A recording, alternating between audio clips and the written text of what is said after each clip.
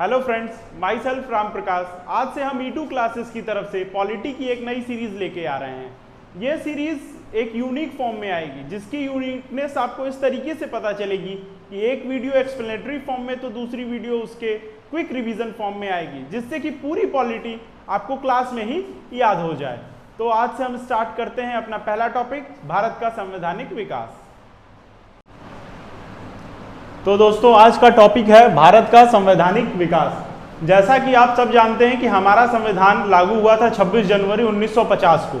तो उससे पहले भी तो हमारे ऊपर कोई कानून लागू होता होगा, जब ब्रिटिश का राज था, उससे पहले जब कंपनी का राज था। तो कैसे हमारे संविधान का विकास हुआ वो आज हम पढ़ेंगे। तो इसको पढ़ने के लिए हम दो हेडिंग्स के तौर पे इसको पढ़ेंगे। एक, कंपनी का शासन, जिसमें ईस्ट इंडिया कंपनी शासन कर रही है। कौन शासन कर रहा है? ईस्ट इंडिया कंपनी शासन कर रही है। अब ये कब से कब तक कर रही है? 1773 से लेके 1853 तक, 1853 तक। दूसरा, जब ताज का शासन है, जब हमारा शासन डायरेक्ट ब्रिटिश क्राउन के अंडर रानी के अधिकार में चला जाता है, तो उसको कहते हैं ताज का शासन, क्राउन का रूल।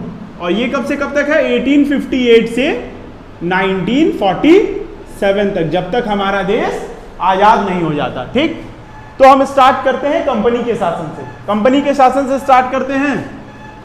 तो पहला एक्ट कौन सा आया था? तो पहला एक्ट आया था रेगुलेटिंग एक्ट।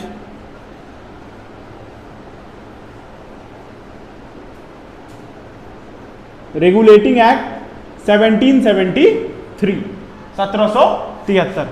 अब देखिए रेगुलेटिंग एक्ट में क्या क्या बातें कही गई। मुख्यतः रेगुलेटिंग एक्ट में पहला काम यह किया गया कि जो गवर्नर, बंगाल के गवर्नर थे, उनको गवर्नर जनरल ऑफ बंगाल कर दिया गया। क्या कर दिया गया? Governor general of Bengal. किसके? बंगाल के, यानी बंगाल के गवर्नर जनरल। ठीक, अब ये कौन बने? तो पहले गवर्नर जनरल ऑफ बंगाल बने वॉरेन हेस्टिंग। कौन बने? वॉरेन हेस्टिंग बने।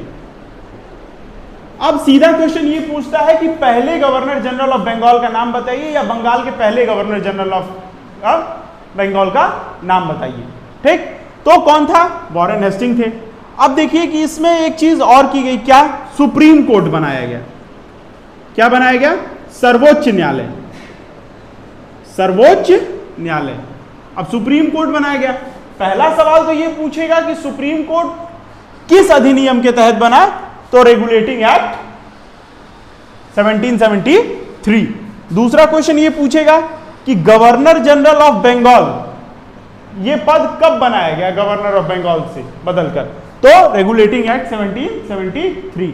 बंगाल के पहले गवर्नर जनरल का नाम क्या था? Warren Hastings. अब देखिए, सुप्रीम कोर्ट इस एक्ट के तहत बना, लेकिन बना कब? क्वेश्चन पूछता है सुप्रीम कोर्ट बना कब? तो भाई बनने में समय लगता है ना, तो 1 साल का समय ले लीजिए, 1774 में। ठीक, तो जब रेगुलेटिंग एक्ट की बात करता है तो अच्छा, कुछ लोग कह रहे हैं कि हिंदी में लिख दीजिए। तो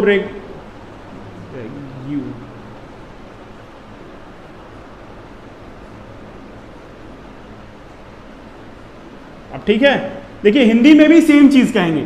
रेगुलेटिंग एक्ट 1773, रेगुलेटिंग एक्ट 1773। तो आपको इसके लिए कंफ्यूज नहीं होना है। वॉरेन हेस्टिंग का नाम नहीं बदलेगा, वो वॉरेन हेस्टिंग ही रहेंगे। तो आप इतनी बार इस क्लास में सुन लेंगे कि आपको ऐसे ही याद हो जाएगा, आपको लिखने की जरूरत नहीं है। और परेशान नहीं होना, पीडीएफ हिंदी में इंग्लिश में दोनों बाइलैंग्वेज में आपको नीचे वीडियो के नीचे पिन किया हुआ है। तो पूरा फोकस आपका कहां होना चाहिए? बोर्ड पे। सुप्रीम कोर्ट कब बना? 1774 में। अब बना कहां? बना ये फोर्ट विलियम पे। अब देखिए, अब फोर्ट विलियम कहां है? अब जैसे आप किसी जगह रह रहे होंगे, अब मैं जैसे उदाहरण के लिए मैं कहता हूं कि आप बनारस में रह रहे हैं, और बनारस कहां पड़ता है? उत्तर प्रदेश में। उसी तरीके से अगर आप मान लीजिए कि लखनऊ में रहते हैं, ठीक, और लखनऊ में गोमती नगर एक जगह है, तो ये फोर्ट विलियम को वही गोमती नगर समझिए, और कलकत्ता को लखनऊ। फोर्ट विलियम कहां था? कलकत्ता में। कहां पे था? कलकत्ता में। कहां में? ठीक। तो अब रेगुलेटिंग एक्ट 1773 में सिर्फ 4 बातें याद रखनी है कि इसके तहत गवर्नर जनरल ऑफ बंगाल बने, और पहला बंगाल का गवर्नर जनरल वॉरेन हेस्टिंग था, दूसरा सुप्रीम कोर्ट बना जो 1774 में बना, और तीसरी बात कहां बना? फोर्ट विलियम कलकत्ता में। इसके अलावा 1773 में कुछ नहीं पढ़ना है। देखिए एक्ट्स क्या था, जो ये एक्ट्स आए थे वो बहुत ज्यादा आए थे। ऐसा नहीं है कि आपके केवल नियम आएंगे तो 4 नियम आएंगे, लेकिन मुख्यतः जो एग्जाम में पूछता है वो ये 4 है। अगर आप सिर्फ ऐसे 1773 ही पढ़ते रहेंगे तब तो 1773 ही कभी नहीं खत्म होगा। तो जो मुख्य एग्जाम्पल्स हैं, जो मुख्य बातें हैं इस एक्ट की, सिर्फ मैं वो बताऊंगा। अब अगला एक्ट देखिए, Pitt's India act. Pitt's India act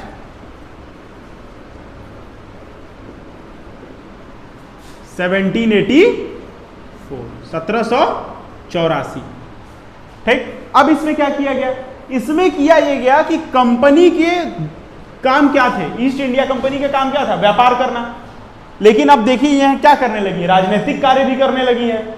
तो इन दोनों कार्यों को अलग किया गया, पृथक्करण किया गया। इन दोनों को क्या किया गया? सेपरेट किया गया।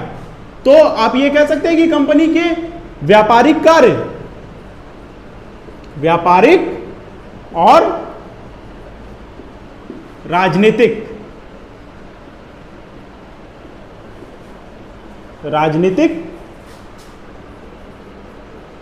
कार्यों का बंटवारा। देखिए कितना सिंपल है, कार्यों का बंटवारा।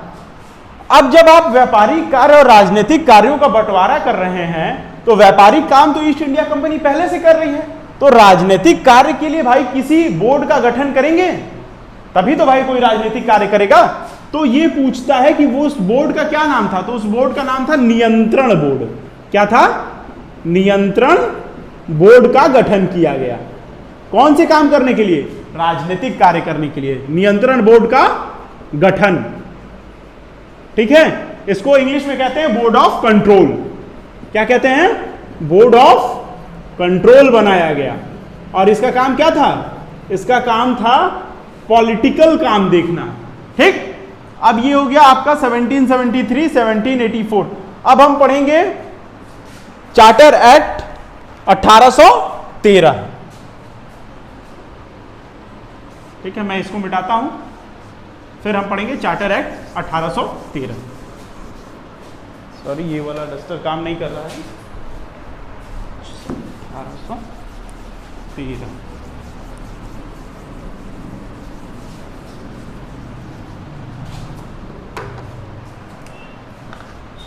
अब देखिए,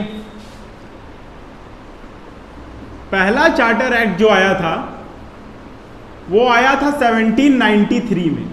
ठीक। अब हम ये आपको क्यों बता रहे हैं, जब हम बोलें कि चार्टर एक्ट 1813 पढ़ेंगे, तो इस चार्टर एक्ट की मुख्य बात यह थी कि इसने कहा था कि हर 20 वर्ष बाद, कब? 20 वर्षों के बाद एक चार्टर एक्ट आएगा। ठीक। तो इसके 20 वर्ष बाद क्या होगा? लिख लें चार्टर एक्ट 1813। और यह सबसे इंपॉर्टेंट चार्टर एक्ट है, ये जान लीजिए। अब देखिए इसमें क्या क्या कहा गया था। तो इसमें कहा गया था कि पहली बार शिक्षा पे, किस चीज पे? शिक्षा पे खर्च किया जाएगा।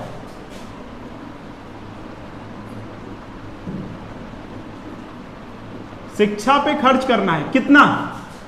1 लाख रुपया। और कैसा? सालाना, पर ईयर। अब क्वेश्चन इस तरीके से पूछता है कि शिक्षा पर कितना रुपया खर्च किया जाएगा, तो 1 लाख रुपया सालाना। कभी कभी ये पूछ सकते हैं कि भाई चार्टर एक्ट 20 साल के लिए आ रहा है, तो ये 1 लाख क्या 20 साल के लिए था? नहीं, सालाना था, पर ईयर था। या क्वेश्चन घुमा के पूछता है कि पहली बार शिक्षा पर 1 लाख रुपया या शिक्षा पर खर्च करना किस एक्ट के तहत आया? तो चार्टर एक्ट 1813 के तहत। ठीक। अब देखिए दूसरी सबसे इंपॉर्टेंट बात कि कंपनी का जो है व्यापारिक एकाधिकार, कंपनी का व्यापारिक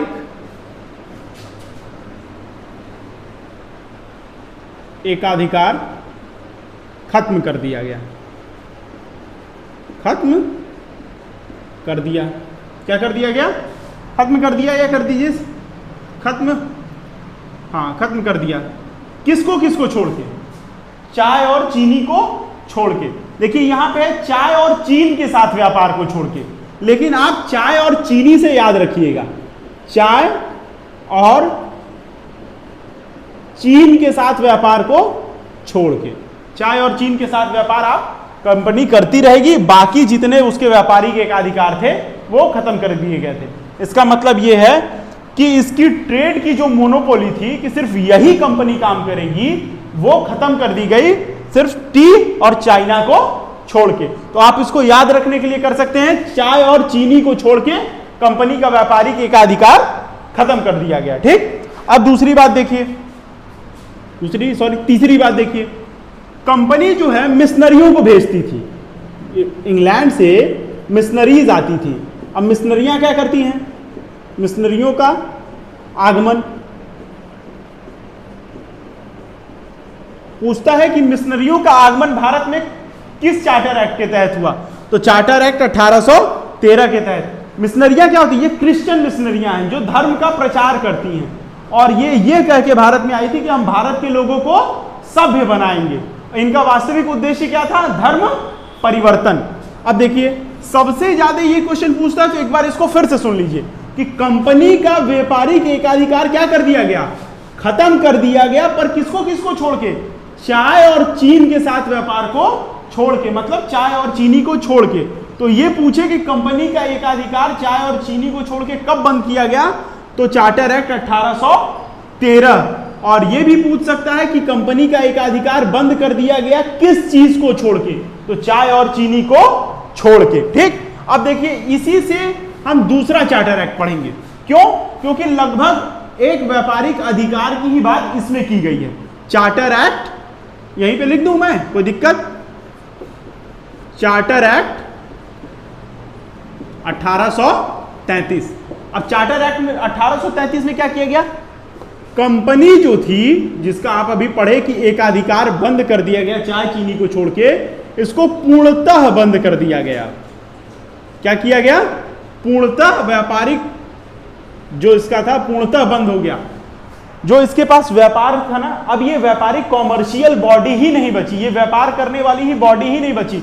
अब ये पूरी तरीके से क्या राजनीतिक इंस्टीट्यूशन बन गई थी, पॉलिटिकल इंस्टीट्यूशन बन गई थी। अगर मैं यहां लिखूं तो पॉलिटिकल इंस्टीट्यूशन बन गई थी।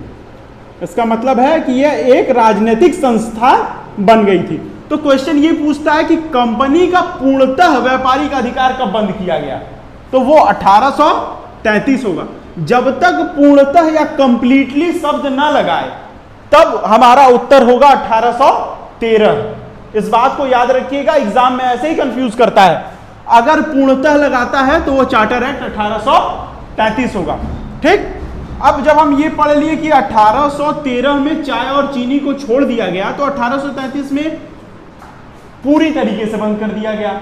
अब जो गवर्नर जनरल ऑफ बंगाल आप पढ़े थे, बंगाल के गवर्नर जनरल, अब उनका नाम बदल के 1833 में कर दिया जाएगा गवर्नर जनरल किसके?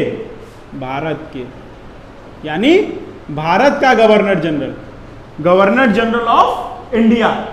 अब ये कौन बना? तो पहले गवर्नर जनरल ऑफ इंडिया बने विलियम बेंटिक। अब क्वेश्चन पूछने का तरीका देखिए, अगर आपसे पूछ दे कि विलियम बेंटिक भारत के गवर्नर जनरल कब बने, तो 1833 में बने।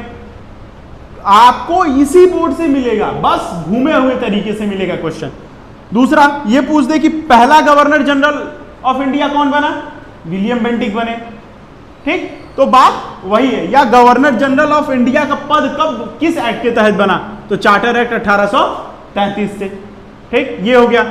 तो इन बातों को आप ध्यान में रखेंगे। अब इसके साथ क्या हुआ कि गवर्नर जनरल जो थे उनकी एक परिषद हुआ करती थी। भाई गवर्नर जनरल इकलौता आदमी सारा काम तो कर नहीं लेगा, तो उसकी एक एग्जीक्यूटिव हुआ करती थी। अब इसकी एग्जीक्यूटिव हुआ करती थी, इसका क्या मतलब है कि एक परिषद थी, और ये परिषद जो है 4 लोगों की थी। ठीक, तो जो चौथा आदमी जोड़ा गया वो किस रूप में जोड़ेगा? लीगल एडवाइजर के रूप में। लीगल एडवाइजर का मतलब समझिए कि विधि एक्सपर्ट के रूप में। मैं यहां लिख देता हूं लीगल एडवाइजर यानी विधि एक्सपर्ट एडवाइजर के रूप में। या अब ये कौन था, ये क्वेश्चन पूछता है, ये थे लॉर्ड मैकाले। अब भाई गवर्नर जनरल की परिषद में कई लोग हैं भाई, पहले से 3 लोग हैं, ये चौथा जोड़ रहे हैं। ये हमारे लिए इंपॉर्टेंट क्यों हो जाता है? तो जो आज आप आईपीसी सीआरपीसी पढ़ते हैं, लॉर्ड मैकाले को फादर ऑफ सीआरपीसी कहा जाता है, आईपीसी कहा जाता है। पहली बार जो कोड बना के कोड प्रोसीजरल कोड बना के कि इस चीज के लिए ये सजा होगी, इसका काम किसने किया था? उसका टेबुलेशन फॉर लॉर्ड मैकाले ने किया था। इसीलिए इनको विधि सदस्य के रूप में, विधि सदस्य के रूप में कार्य परिषद में लाया गया। तो अब पूछ ले कि गवर्नर जनरल ऑफ इंडिया के परिषद में विधि सदस्य के रूप में कौन आया? Lord Macaulay. ठीक, कब आए? 1833 में। या ये पूछ ले कि विधि सदस्य जो चौथा मेंबर है वो कार्य परिषद में जोड़ा गया किस एक्ट के तहत? तो 1833 के तहत। अब हम देखिए एक चीज, ये देखिए 53 के 20 साल बाद 33 और 33 के 20 साल बाद 93 के 93 के 20 साल बाद 1813 और 1813 के 20 साल बाद 1833। तो आपको चार्टर एक्ट का ईयर भी नहीं याद करना है। अब इसके 20 साल बताइए बाद हम क्या पढ़ेंगे?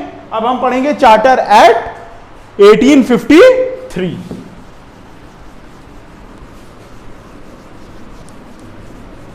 क्या पढ़ेंगे हम? Charter act 1853।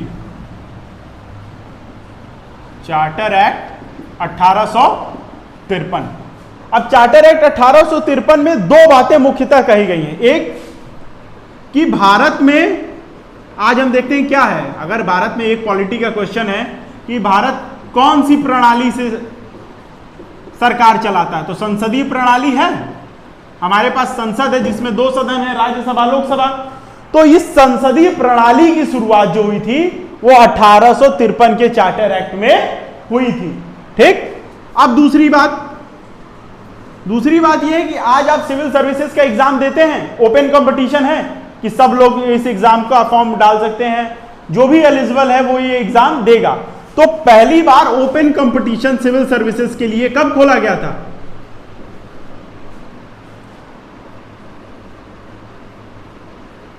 ओपन कंपटीशन कब खोला गया था? 1853 में। किसके लिए? सिविल सर्विसेज के लिए। किसके लिए? सिविल सर्विसेज के लिए। उससे पहले सबको सिविल सर्विसेज देने का अधिकार नहीं था। तो सिविल सेवा भर्ती हेतु खुली परीक्षा यहीं से चालू हुई थी। ठीक, तो अब हम देखिए कि हमने कंपनी का शासन जो है ये कंप्लीट कर लिया। तो अब हम कहां से पढ़ेंगे? आप सभी जानते हैं कि 1857 का विद्रोह हुआ था। 1857 का विद्रोह जो है भारत का पहला स्वतंत्रता संग्राम माना जाता है। तो जब 1857 का विद्रोह हुआ तो इंग्लैंड में जो लोग बैठे थे उनको ये लगा कि अब क्यों ना ये कर दिया जाए कि इंग्लैंड के ताज का, यानी इंग्लैंड के जो संसद है उसका अधिकार कर दिया जाए भारत के ऊपर, यानी भारत पूर्णतः आधिकारिक तौर पे उनका गुलाम हो जाए। ठीक, तो अब जितने एक्ट आएंगे वो कहलाएंगे क्राउन के अंडर आने वाले एक्ट।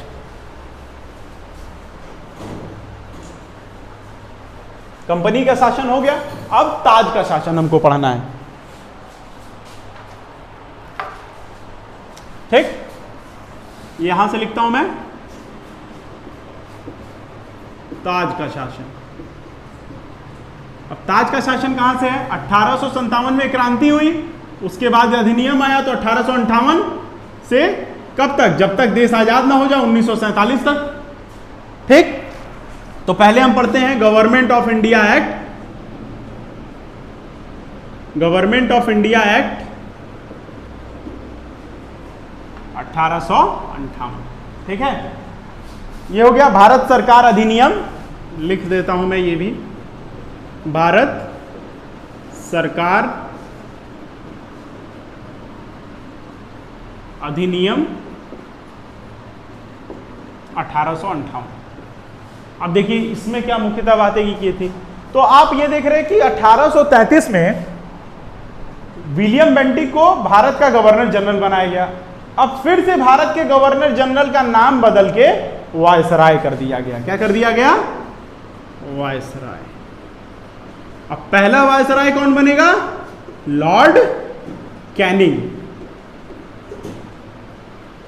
और कहा गया कि अब जो है भारत पे राज चलेगा वो ब्रिटिश क्राउन के अंडर चलेगा। ये भी 1858 के अधिनियम में कहा गया था। जब ये कर दिया गया, अब आप जानते थे कि एक कॉमर्शियल बॉडी थी और एक बोर्ड ऑफ कंट्रोल था, यानी कोर्ट ऑफ डायरेक्टर और बोर्ड ऑफ कंट्रोल, नियंत्रण बोर्ड। इन दोनों को हटा के भारतीय सचिव का पद बनाया गया। किसका? भारत राज्य सेक्रेटरी ऑफ स्टेट, सचिव का पद। ठीक है। और ये कितनी मेंबर बॉडी थी? इसमें 15 लोग थे, 15 मेंबर बॉडी थी ये। ठीक है। और वायसराय जो है क्राउन का प्रत्यक्ष प्रतिनिधि होगा। क्या होगा? प्रत्यक्ष प्रतिनिधि होगा ये। ठीक है। इतनी ही बातें हैं भारत सरकार अधिनियम 1858 के तहत। ठीक। अब देखिए एक कहां नाम बदले जा रहे हैं ये याद रख लीजिए। तो यहां से हम कर देते हैं उसको रिवाइज। पहला, बंगाल का गवर्नर जनरल। ठीक है। कौन था? कौन था? Warren Hastings. कब बना? 1773 में। कोई दिक्कत? Regulating act 1773। अब देखिए यहां कर दे भारत का गवर्नर जनरल कौन बना? William Bentinck. ये हो गया। कब बना ये? 1833 में। अब इसका नाम बदल के भारत के गवर्नर जनरल का क्या रख दिया गया? वायसराय। वायसराय। कौन बना? कैनिंग। और कब बना? ये हो गया 1858। ये देखिए क्विक रिवीजन हो गया आपका यहां पे। ठीक। तो ये था भारत सरकार अधिनियम 1858। इसके बाद हम पढ़ेंगे भारत सरकार अधिनियम 1861।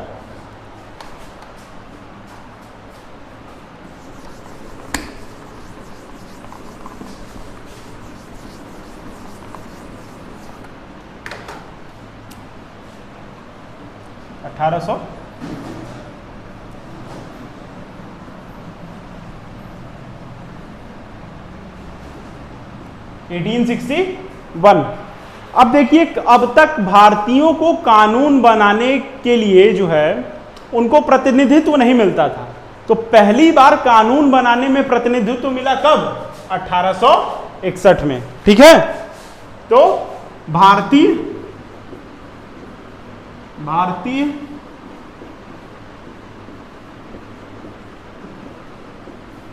प्रतिनिधित्व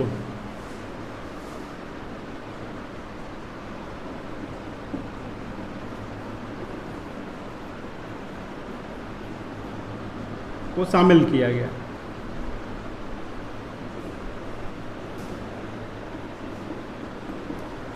ठीक। भारतीय प्रतिनिधियों को पहली बार कानून बनाने के लिए शामिल किया गया। दूसरी बात, वायसराय को अध्यादेश लागू करने की शक्ति मिली। वायसराय को आपातकाल में। कब? अगर आपातकाल की कोई स्थिति बनती है, जैसा कि श्रीलंका में अभी जैसे फाइनेंशियल क्राइसिस है तो एक आपातकाल की स्थिति बनी, तो भारत में जैसे 57 का विद्रोह हो रहा था, वो अंग्रेजों के लिए तो आपातकाल था ना, हमारे लिए स्वतंत्रता संग्राम था, उनके लिए क्या है? आपातकाल की स्थिति। तो ऐसे आपातकाल की स्थिति में अध्यादेश जारी करने की, अध्यादेश जारी करने का अधिकार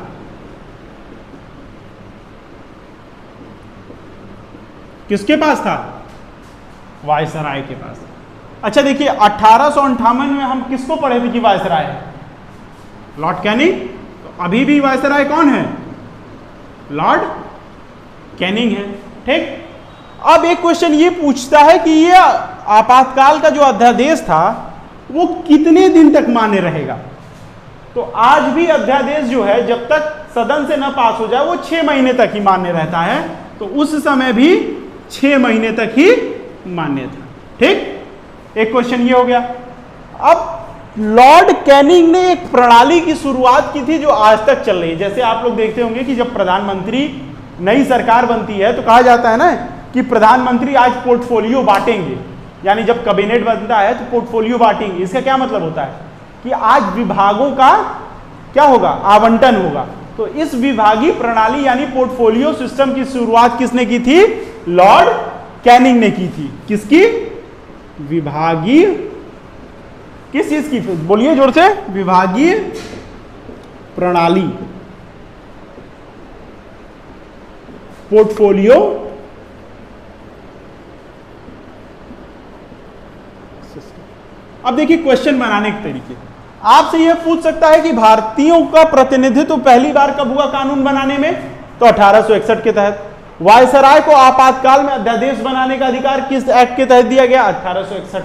पहला वायसराय जिसने अध्यादेश का अधिकार जो है किसके कार्यकाल में आया? लॉर्ड कैनिंग के। क्यों? क्योंकि यही है। अब देखिए ये भी पूछ सकता है कि विभागीय प्रणाली किस अधिनियम के तहत आई? तो 1861। विभागीय प्रणाली का जनक किसको माना जाता है? तो लॉर्ड कैनिंग को। अध्यादेश कितने दिन तक रहेगा? तो 6 महीने तक।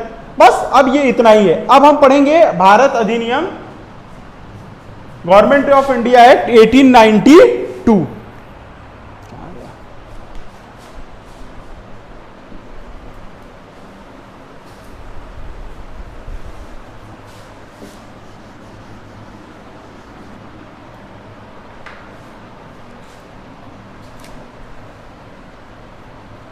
अब देखिए 1885 में कांग्रेस का गठन हम कर चुके हैं।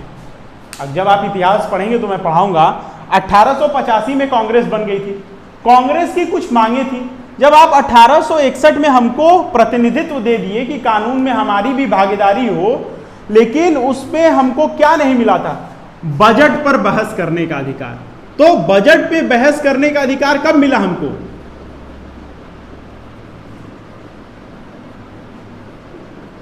बजट पे बहस करने का अधिकार मिला हमको 1892 में।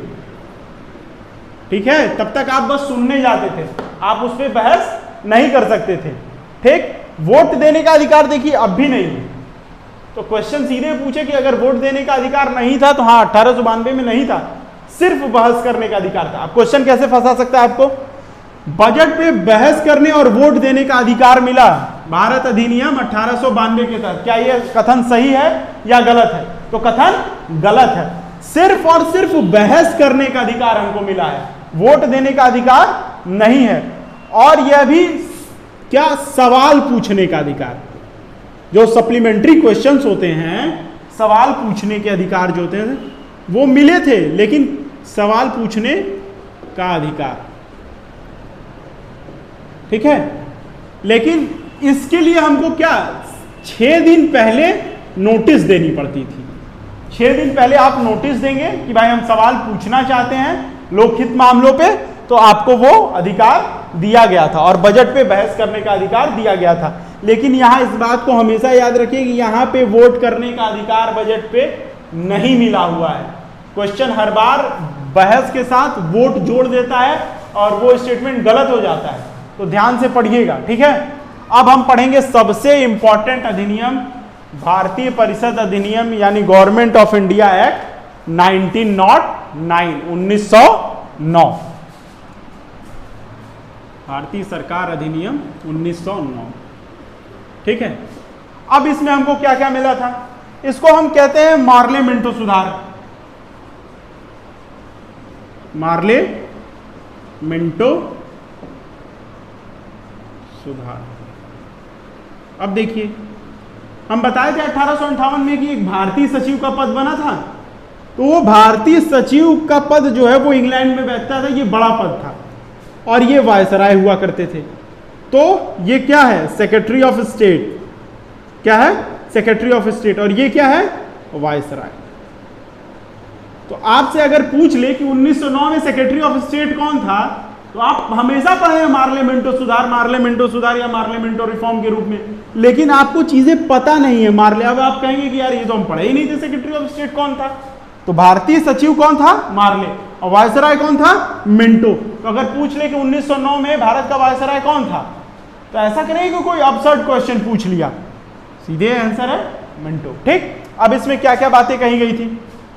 तो पहली बात, इसमें पृथक निर्वाचन दिया गया। क्या दिया गया, पृथक निर्वाचन।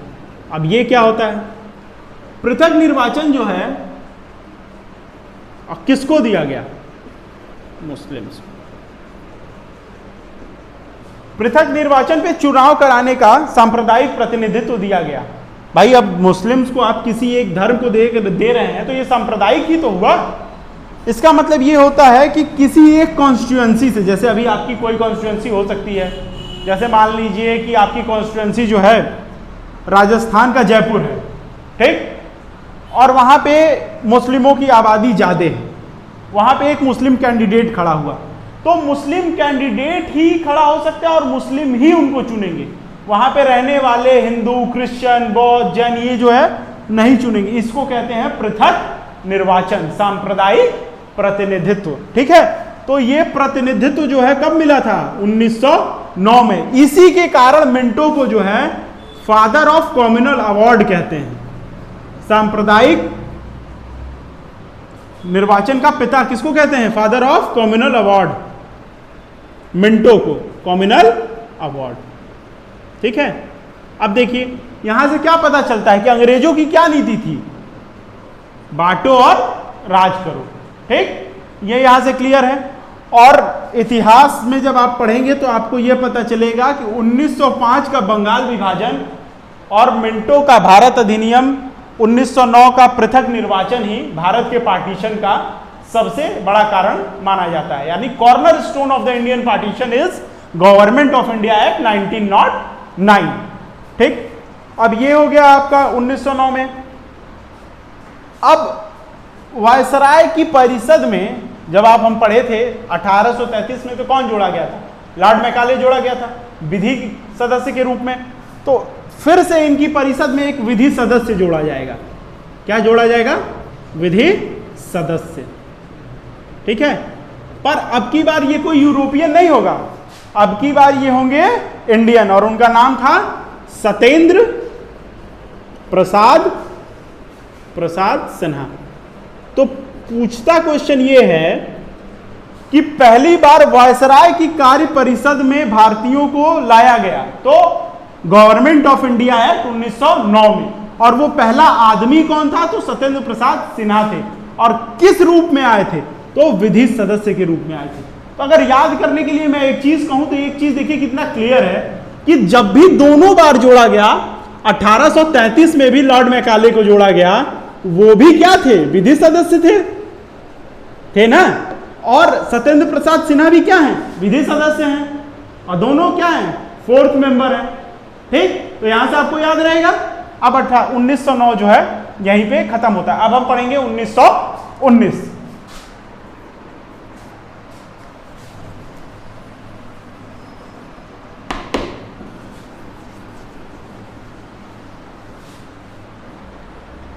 ठीक, तो हम पार्लियामेंटो सुधार 1919 पढ़ लिए थे, 1909 पढ़ लिए थे। अब 1919 में कौन सा सुधार आया, यानी गवर्नमेंट ऑफ इंडिया एक्ट 1919, इसको कहते हैं आप मॉन्टेग्यू चेम्सफोर्ड सुधार। ठीक, रिफॉर्म, मॉन्टेग्यू चेम्सफोर्ड रिफॉर्म।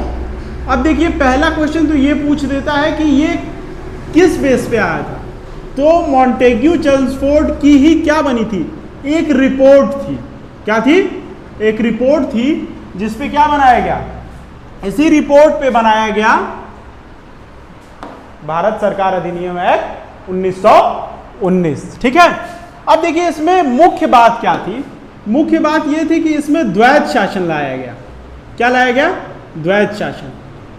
ठीक, कहां पे लाया गया द्वैध शासन, प्रांतों में। कहां पे, प्रांतों में, प्रोविंसेस में डायआर्की आई, इंग्लिश में डायआर्की। अब डायआर्की का मतलब क्या होता है, या द्वैध शासन का मतलब क्या होता है, द्वैध शासन का मतलब होता है दोहरा शासन, ठीक है, डुअल फॉर्म ऑफ गवर्नमेंट। अब डुअल फॉर्म ऑफ गवर्नमेंट क्या होती है? द्वैध शासन में इसका मतलब ये होता है, जैसे मैं आपको एग्जांपल के लिए समझाऊं कि एक राज्य है गोवा, ठीक, अब इसके अंदर पुलिस भी है, बाकी चीजें भी हैं, जैसे पोस्ट ऑफिस हुआ, एजुकेशन हुआ, हेल्थ हुआ, रेवेन्यू हुआ। तो अब इन विषयों को बांट दिया गया। बांट कैसे दिया गया? एक कर दिया गया आपका रिजर्व, मतलब आरक्षित विषय, और दूसरा क्या कर दिया गया? हस्तांतरित, ट्रांसफर्ड, ठीक। अब देखिए रिजर्व विषय में क्या कर दिया गया? वित्त दे दिया गया।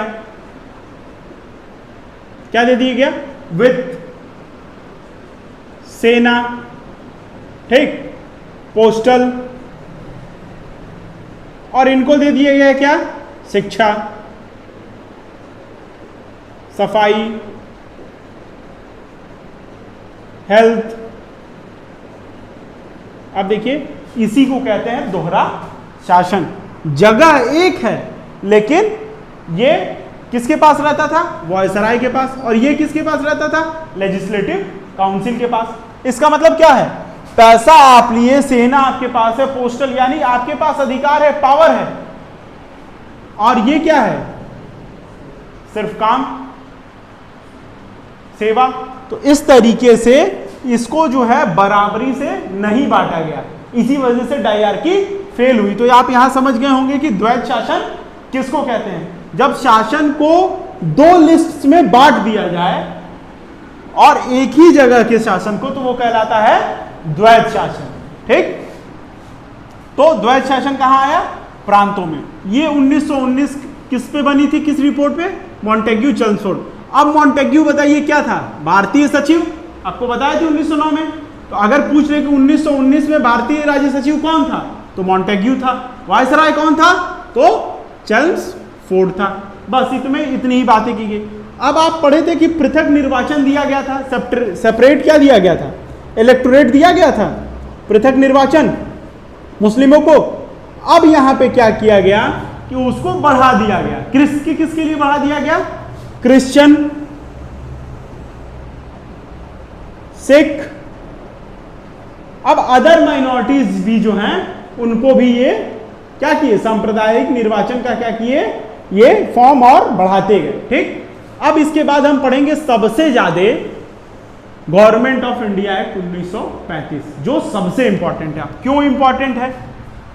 आप लोग सुने होंगे कि गवर्नमेंट ऑफ इंडिया एक्ट 1935 को ब्लूप्रिंट ऑफ इंडियन कॉन्स्टिट्यूशन कहते हैं। गवर्नमेंट ऑफ इंडिया एक्ट 1935 को हम क्या कहते हैं? Blueprint of Indian constitution.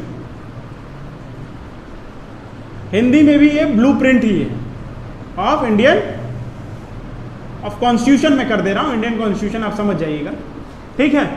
Blueprint of Indian constitution. क्यों? क्योंकि जैसे आप मकान बनता है तो आपको कहते हैं ना कि नक्शा बनवाना है, तो ये क्या है? भारत के संविधान का नक्शा है। इसी वजह से ये सबसे ज्यादा इंपॉर्टेंट है, ठीक। तो हम इसको जब पढ़ेंगे तो उसमें कई सारी बातें कही गई हैं। लगभग इसमें 200 से ऊपर आर्टिकल थे, तो हम 200 पूरे आर्टिकल तो पढ़ेंगे नहीं। हम इसमें मुख्यतः 7 से 8 बातें पढ़ेंगे जो इस प्रकार है। और इसको आपको किस तरीके से याद करना है? कहानी के तौर पे याद करना है। जैसे पहली बार फेडरेशन बनाया गया। क्या बनाया गया? भारत एक संघ बनाया गया। भारत को एक संघ बनाया गया। अब संघ का क्या मतलब होता है? आपको पता है कि हमारे यहाँ देसी रियासतें थी, कुछ ब्रिटिश इंडिया के अंडर रियासतें थी, ठीक। तो इन सबको जोड़ के और कुछ हटा के क्या बना? संघ, एक फेडरेशन बना। क्या बनेगा? फेडरेशन बनेगा। इंडिया एक फेडरेशन बनेगा, ठीक है। तो हम बताएं कि फेडरेशन बनाने के लिए, संघ बनाने के लिए जोड़ा भी जाता है और घटाया भी जाता है। तो पहले घटा दीजिए, क्या करिए? बर्मा को अलग कर दीजिए। किसको अलग करेंगे आप? बताइए किसको अलग करेंगे? बर्मा को, जो आज क्या है? म्यांमार कहलाता है। इसको अलग कर दिया गया। अब देखिए सवाल पूछता है कि बर्मा को भारत के संघ से कब अलग किया गया? किस एक्ट के तहत? 1935, ठीक। और अलग कब किया गया? 1937 में। जब आप संघ बनाए और बर्मा को अलग किए, तो बताइए किसी भी देश को संघ को चलाने के लिए क्या चाहिए होता है? पैसा। और पैसा कब बनता है? उसके लिए बैंक चाहिए। तो आप यहां बनाएंगे रिजर्व बैंक ऑफ इंडिया। भारतीय रिजर्व बैंक, आरबीआई का जो गठन हुआ है वो यहीं से हुआ है। तो एक क्वेश्चन ये पूछे कि आरबीआई का गठन किस अधिनियम के तहत हुआ? तो 1935। लेकिन हुआ कब? 1937 में। ठीक। अब जहां पैसा आ गया वहां झगड़ा भी आएगा, जाहिर सी बात है। तो झगड़ा आएगा तो उसके लिए क्या चाहिए? कोर्ट। तो हम क्या बनाएंगे? फेडरल कोर्ट, फेडरल न्यायालय।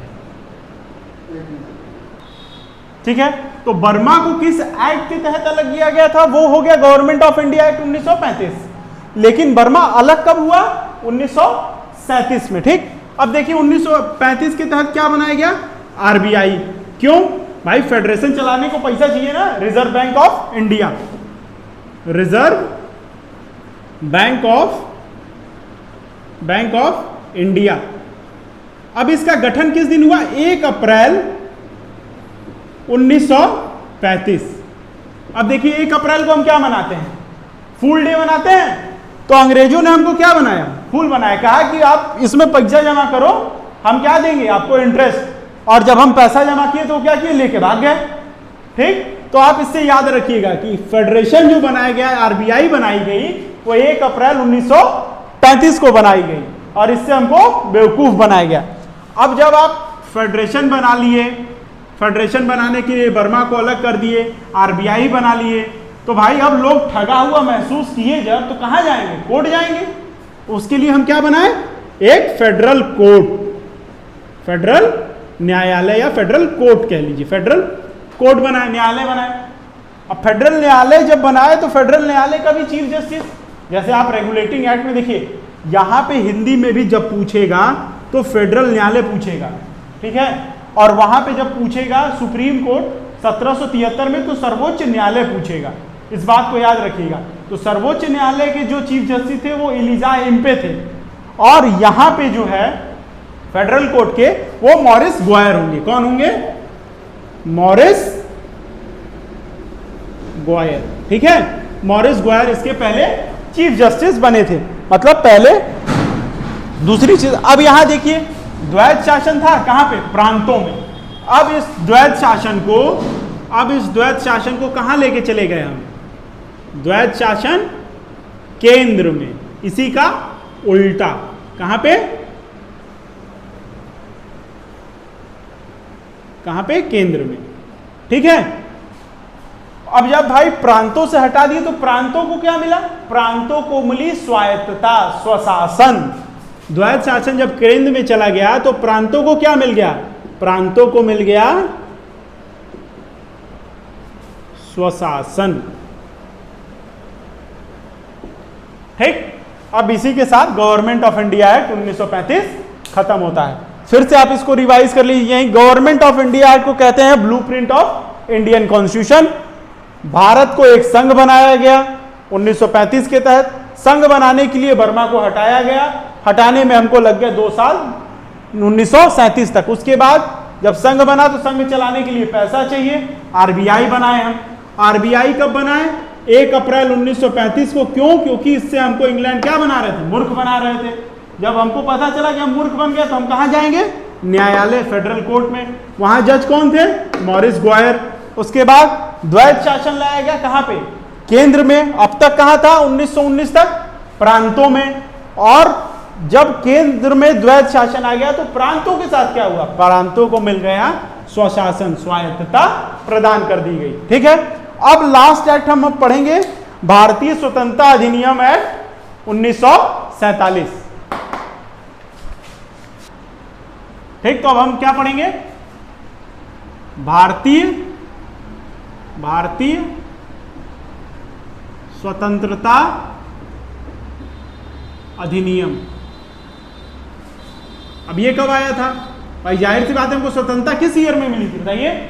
1947 में। तो ये अधिनियम भी कब आएगा? 1947 में। अब जब बात इसमें लिखाई है कि स्वतंत्रता की बात हो रही है, तो पहला क्या होगा कि हमको क्या किया जाएगा, स्वतंत्र किया जाएगा। लेकिन शर्त क्या थी, स्वतंत्रता की शर्त थी कि 2 अधिराज्यों में, किसमें, 2 डोमिनियंस में, 2 अधिराज्यों में, किसमें, अधिराज्यों में। कौन कौन से, 2 स्वतंत्र अधिराज्य। कैसे, 2 स्वतंत्र अधिराज्य, एक भारत और एक पाकिस्तान। तो पार्टीशन भी इसी के तहत हुआ था, माउंटबेटन प्लान और स्वतंत्रता अधिनियम 1947 के तहत। ठीक। दूसरी बात जिसमें क्या कहा गया कि अगस्त से, कब से, अगस्त से 15 अगस्त 1947 से हमारा देश कब आजाद हुआ है, 15 अगस्त को। तो 15 अगस्त 1947 से भारत पर ब्रिटेन की जो संप्रभुता थी वो खत्म हो जाएगी। मतलब ब्रिटिश सॉवरेनिटी जो है वो क्या होगी, समाप्त हो जाएगी। ब्रिटेन की संप्रभुता भारत से समाप्त हो जाएगी और भारत में 2 स्वतंत्र अधिराज्य, भारत और पाकिस्तान, बनाए जाएंगे। 15 अगस्त 1947 से भारत पर ब्रिटिश की क्या संप्रभुता समाप्त हो जाएगी। इसी के साथ जैसे ही ब्रिटिश संप्रभुता समाप्त हो जाएगी तो राष्ट्रमंडल से अलग होने का अधिकार भी मिल जाएगा, अलग होने का अधिकार भी मिल जाएगा कि मतलब हम अब राष्ट्रमंडल से भी दोनों स्वतंत्र अधिराज्य जो हैं वो अलग हो सकते हैं। ठीक है। इसी के साथ भारत का संवैधानिक विकास यहाँ पे खत्म होता है। अब आपको क्या करना है कि जब आपने ये एक्सप्लेनेटरी वीडियो देख लिया तो डेली बेसिस पे अब आज इसका शाम को क्या आएगा, क्विक रिवीजन आएगा, उसको देखना है। इसी तरीके से डेली एक एक्सप्लेनेटरी वीडियो आएगा और एक इसका क्विक रिवीजन वीडियो होगा। जैसे मान के चलते हैं कि इस वीडियो की लंबाई 40 मिनट 45 मिनट होगी, अब वो क्विक रिवीजन जो होगा वो सिर्फ मात्र 5 से 10 मिनट का होगा, तो उसको जरूर देखिएगा। इससे ये होगा कि आपका एक टॉपिक एक दिन में क्लास में ही तैयार हो जाएगा। इसी के साथ धन्यवाद।